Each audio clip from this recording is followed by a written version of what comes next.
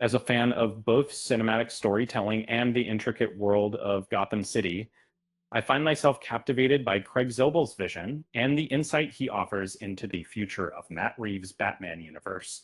And his choice to express interest in Poison Ivy as the next villain is not only intriguing, but also indicative of a thoughtful approach to character development and narrative progression. Craig Zobel, director of the TV show The Penguin, shares his thoughts on which Batman villain Matt Reeves might be interested in directing next within the franchise. This character could potentially headline their own spinoff. Zobel is a renowned filmmaker with a rich background. He directed the first 3 episodes of HBO's popular series, The Penguin, and has previously worked on films like Z1 for Zachariah, 2015, and The Hunt, 2020. His television credits also include shows such as American Gods, The Leftovers, and all 7 episodes of Mayor of Easttown. In an interview with Inverse regarding The Penguin, Zobel was inquired about which Batman villain he'd prefer to see have a standalone story instead of suggesting an existing character from the Batman or the Penguin. Zobel opted for Poison Ivy. He expressed his enthusiasm, stating, I think I'd really enjoy seeing the Matt Reeves universe interpretation of Poison Ivy. I think that would be exciting if realized.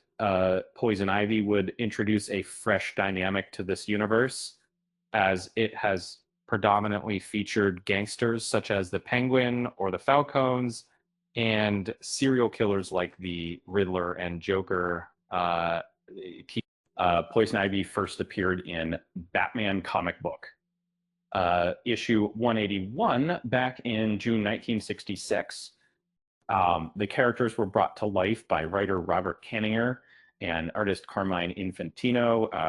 Known as Pamela Isley, Poison Ivy gained the ability to control plants and emit potent mind-altering pheromones after a lab accident, which led her down the path of eco-activism, albeit a destructive one.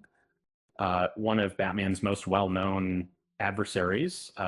She has evolved from a villain into an anti-hero in more recent times. And this transformation mirrors a shift in perspective on the significance of ecological preservation.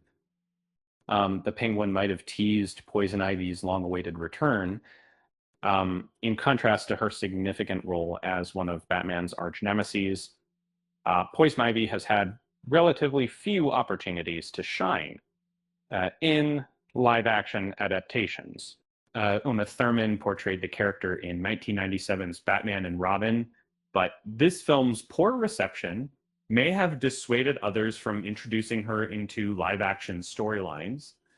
However, she continued to be a prominent figure in animated productions such as Harley Quinn, with Lake Bell providing her voice. Poison Ivy made her next live-action appearance on the Fox series Gotham, where Claire Foley, Maggie Gyllenhaal, and Peyton List all took turns playing the character at different times. Bridget Regan portrayed the classic Pamela Isley in Batwoman, while the series created a new villain named Poison Mary, played by Nicole Kang. There were discussions about a Gotham City Sirens movie featuring Poison Ivy and Catwoman, alongside Margot Robbie's Harley Quinn within the DCEU. But unfortunately, this project did not come to fruition, including the character of Poison Ivy in Matt Reeves' grounded Batman universe could add an exciting element. However, as Reeves has expressed interest in avoiding fantastical villains, it might seem that Ivy doesn't fit. Nevertheless, considering the Court of Owls, a character previously hinted at by Reeves, her inclusion isn't unreasonable. Instead, Ivy could be reimagined as a woman who utilizes naturally occurring poisons and toxins found in plants to create weapons.